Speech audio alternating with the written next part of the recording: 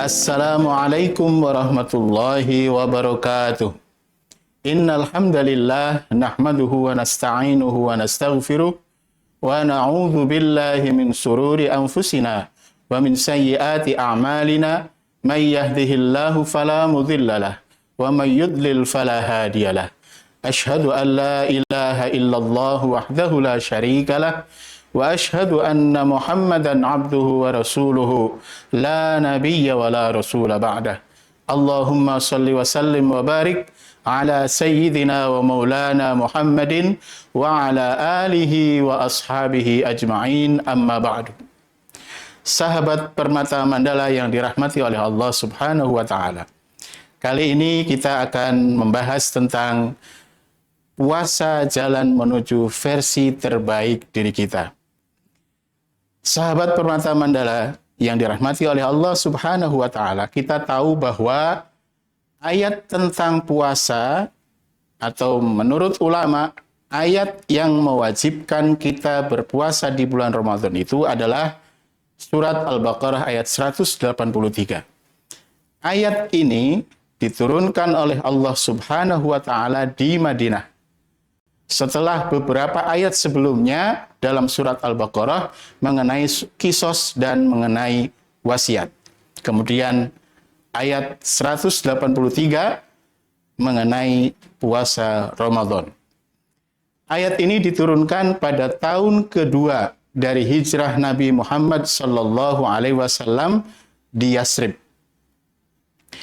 Sebelumnya para sahabat sudah diwajibkan atau umat Islam pada waktu itu sudah diwajibkan berpuasa. Tetapi puasanya adalah puasa Asyura pada 3 hari bulan Muharram.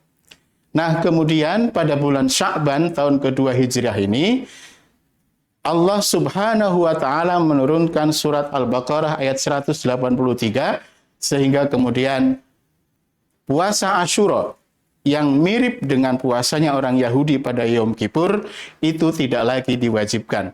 Tetapi yang diwajibkan adalah puasa pada bulan Ramadan sebulan penuh. Sahabat Permata Mandala yang dirahmati oleh Allah Subhanahu wa taala. Pada ayat ini Allah Subhanahu wa taala berfirman, "Ya ayyuhalladzina amanu kutiba alaikumus siyamu kama kutiba alal ladzina min qablikum la'allakum tattaqun." Ada beberapa bagian yang perlu kita ketahui. Yang pertama, ayat ini mengundang atau menyeru kepada kaum mukmin dengan sebutan ya ayyuhalladzina amanu. Allah Subhanahu wa taala menyeru hanya kepada orang-orang yang beriman. Tidak menggunakan kata ya ayyuhan nas yang bersifat umum, tetapi menggunakan kata ya ayyuhalladzina amanu. Ini adalah panggilan kesayangan dari Allah Subhanahu wa taala kepada hambanya yang beriman. Oleh karena itulah, maka jika kita tidak merasa terpanggil dengan ayat ini, kita tidak berpuasa, itu berarti kita tidak disayangi oleh Allah Subhanahu wa taala. Yang kedua, ayat ini berisi kutiba alaikumus syiyam. Kewajiban berpuasa menggunakan kata kutiba, tidak menggunakan kata furidho atau tidak menggunakan kata wajaba yang sama-sama berarti wajib atau diharuskan. Mengapa menggunakan kata kutiba yang arti asalnya adalah ditulis? Kataba itu menulis, kutiba itu artinya ditulis. Kataba itu dalam bahasa Arab merupakan fi'il madhi mabni ma'lum. Kalau kutiba itu adalah fi'il madhi mabni majhul yang berarti di, bukan me. Mengapa Allah Subhanahu wa taala menggunakan kata kutiba, tidak menggunakan kata yang lain yang hampir sama artinya? Ini karena sesuatu yang sudah dituliskan itu merupakan suatu ketetapan yang berlaku terus-menerus dan selalu akan diingat oleh yang diberikan kewajiban. Oleh karena itulah maka Allah Subhanahu wa taala menggunakan kata kutiba, tidak menggunakan kata yang lain. Kemudian bagian berikutnya adalah kama kutiba alaikumusiyam kama kutiba alal ladzina min qablikum. Kama kutiba alal ladzina min qablikum.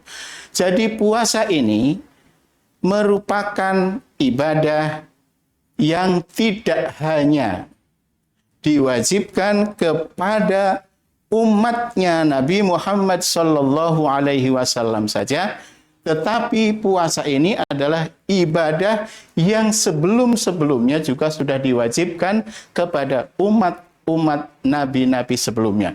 Bahkan menurut beberapa riwayat yang dikutip oleh Ibnu Abbas dalam tafsirnya, beliau menjelaskan bahwa Nabi Adam juga sudah berpuasa. Jadi puasa itu telah diwajibkan pada nabi yang pertama, pada manusia pertama, yaitu Adam alaihissalam. Kemudian pada nabi-nabi berikutnya juga puasa sudah diwajibkan. Seperti yang kita ketahui, yang paling mudah adalah puasa yang diwajibkan kepada Nabi Daud, yang sekarang masih menjadi sesuatu yang disunahkan, yang dianjurkan oleh Nabi Muhammad sallallahu alaihi wasallam kepada umatnya, yaitu puasa Daud. 1 hari puasa, 1 hari tidak berpuasa. Yang berikutnya, setelah kama kutiba 'alal ladzina min qablikum, yang berikutnya adalah la'allakum tattaqun. Sahabat Permata Mandala yang dirahmati oleh Allah Subhanahu wa taala, semua ibadah yang diperintahkan oleh Allah Subhanahu wa taala kepada hambanya itu bukanlah tujuan. Puasa kita itu bukanlah tujuannya. Puasa itu adalah proses. Salat kita itu juga merupakan proses sebagai sarana, sebagai instrumen. Sedangkan tujuan akhirnya adalah ada pada kata-kata la'allakum. Biasanya kemudian ada la'allakum tashkurun, supaya kalian bersyukur kepada Allah Subhanahu wa taala. La'allakum tattaqun, supaya kalian bertakwa kepada Allah Subhanahu wa taala. Nah, kalau puasa itu kita jadikan tujuan, maka tentu tujuan yang sebenarnya biasanya tidak tercapai. Hanya sebatas puasa saja. Karena kita menganggap puasa itu sebagai tujuan kita. Bukan sebagai proses. Bukan sebagai sarana untuk mencapai tujuan. Oleh karena itulah, maka marilah kita jadikan puasa kita itu sebagai sarana, sebagai tujuan, sebagai proses untuk mencapai tujuan yang telah ditetapkan oleh Allah Subhanahu wa taala, yaitu agar kita menjadi orang yang bertakwa kepada Allah Subhanahu wa taala. Nah, sekarang bagaimana supaya puasa kita itu betul-betul mencapai tujuan, yaitu setelah puasa kita menjadi orang yang bertakwa kepada Allah Subhanahu wa taala. Jangan sampai apa yang dikatakan oleh hadis rubba shaimin laisa lahu min siyamihi illal ju' wal atas. Banyak orang yang berpuasa tetapi dia hanya mendapatkan lapar dan dahaga. Ini tentu puasanya tidak mencapai tujuan yang sebenarnya, yaitu menjadi orang yang bertakwa kepada Allah Subhanahu wa taala. Apa itu bertakwa? Takwa itu ada 3 unsur. Yang pertama adalah tasdik bil qalb. Kita harus meyakini dalam hati atas segala sesuatu yang harus kita imani, yang merupakan inti dari takwa kita kepada Allah Subhanahu wa taala. Kemudian yang kedua adalah amal bil arkan. Kita harus melaksanakan apa-apa yang diperintahkan oleh yang diimani oleh kita. Kemudian yang kedua adalah iqrarun bil lisan. Kita mengakui bahwa segala hal yang harus kita imani itu kita akui dengan lisan kita. Kemudian yang ketiga, kita harus mengaplikasikan. Kita harus membuktikan bahwa ketakwaan kita itu betul-betul ada indikatornya dalam kehidupan sehari-hari, yaitu dengan menjalankan apa yang diperintahkan dan menjauhi apa yang dilarang oleh Allah Subhanahu wa Ta'ala. Bagaimana supaya puasa kita itu betul-betul kemudian mencapai tujuan menjadi orang yang bertakwa kepada Allah Subhanahu wa Ta'ala? Yang pertama, kita harus bisa menjadikan puasa kita itu sebagai muraqabah kepada Allah Subhanahu wa Ta'ala, yaitu kita harus betul-betul menjadikan puasa kita itu menjadi kesadaran diri kita bahwa kita selalu diawasi oleh Allah Subhanahu wa Ta'ala. Selama puasa, kita tidak ada seorang pun yang tahu bahwa kita itu berpuasa. Indikatornya puasa itu tidak ada orang lain yang tahu kecuali kita. Orang yang meludah itu tidak berarti dia sedang berpuasa. Bisa saja dia habis minum kemudian meludah. Atau yang bibirnya kering itu tidak berarti indikator bahwa dia berpuasa. Karena bisa saja dia secara sembunyi-sembunyi mampir warung yang tutupan, kemudian makan, minum di situ. Kemudian setelah itu dia lap bibirnya sampai kering sehingga orang lain melihat bahwa, oh ini juga berpuasa. Jadi puasa itu yang tahu hanya diri kita dan Allah Subhanahu wa Ta'ala. Oleh karena itulah puasa mendidik kita untuk merasa bahwa selalu diawasi oleh Allah Subhanahu wa Ta'ala. Yang kedua, kita harus puasa tidak hanya secara fisik, tapi juga puasa secara batin. Tidak hanya lahiriah saja kita berpuasa, tapi batiniah kita juga berpuasa. Tidak hanya menahan lapar dan dahaga saja. Tidak hanya al-imsak an jami'il muftirat min tulu'il fajri ila ghurubis syamsi. Tidak hanya menahan diri dari segala sesuatu yang membatalkan puasa dari mulai terbit fajar sampai dengan terbenamnya matahari saja, tetapi puasa kita juga harus bisa menahan diri dari segala sesuatu yang membatalkan pahala puasa kita.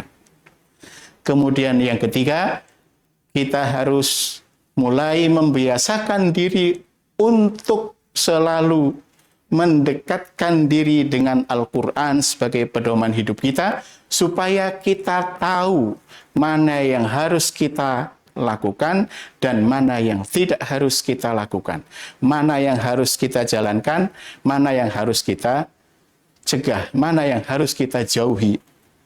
Karena hakikat takwa adalah melaksanakan semua perintah Allah Subhanahu wa Ta'ala dan menjauhi larangan Allah Subhanahu wa Ta'ala. Kita tahu mana yang diperintah dan mana yang dilarang itu tentu harus ada pedomannya. Dan pedomannya sudah diturunkan oleh Allah Subhanahu wa Ta'ala kepada junjungan Nabi besar Muhammad sallallahu alaihi wasallam berupa Al-Qur'an. Oleh karena itulah kita harus selalu berdiskusi, membaca Al-Quran dengan baik, supaya Al-Quran itu betul-betul menjadi pedoman hidup kita, sehingga kita menjadi orang yang bertakwa kepada Allah Subhanahu wa Ta'ala. Jangan sampai setelah sebulan penuh kita berpuasa, seperti apa yang dikatakan dalam hadis, laisal aid liman labisal jadid, walakinnal aid liman taqwahu tazid, wa anil maksiyati ba'id. Jadi puasa itu hasilnya bukan pakaian yang baru, bukan mobil baru, bukan rumah yang dicat dengan cat yang baru.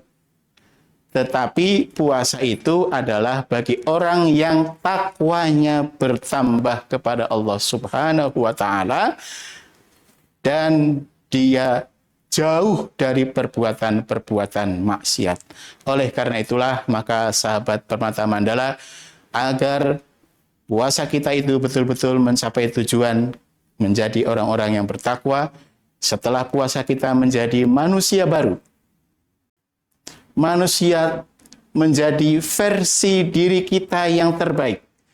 Maka kita harus betul-betul mempersiapkan puasa kita dengan baik, melalui proses puasa kita dengan baik supaya tujuan dari puasa kita itu tercapai, yaitu menjadi versi diri kita yang terbaik setelah dididik oleh Allah Subhanahu wa taala dalam puasa. Marilah kita memohon kepada Allah Subhanahu wa taala agar kita dijadikan oleh Allah Subhanahu wa taala sebagai manusia yang paripurna di akhir puasa kita, sehingga kita menjadi orang yang betul-betul bertakwa kepada Allah Subhanahu wa taala. Takwa kita selalu bertambah. Dan itu berarti kita mendapatkan Lailatul Qadar. Sebagaimana yang dijanjikan oleh Allah Subhanahu wa taala dalam satu bulan, dalam bulan Ramadan itu ada satu malam yang dijanjikan oleh Allah Subhanahu wa taala. Apabila kita mendapatkan malam itu, maka kita mendapatkan rahmat dari Allah Subhanahu wa taala. Dan tentunya seseorang yang mendapatkan rahmat dari Allah Subhanahu wa taala, dirinya akan menjadi pribadi yang lebih baik dari sebelumnya. Demikian, semoga kita menjadi manusia yang bertakwa kepada Allah Subhanahu wa taala dengan pendidikan puasa dan panduan dari Al-Qur'an. Amin amin ya rabbal alamin. Terima kasih. Wabillahi taufiq wal hidayah. Wassalamualaikum warahmatullahi wabarakatuh.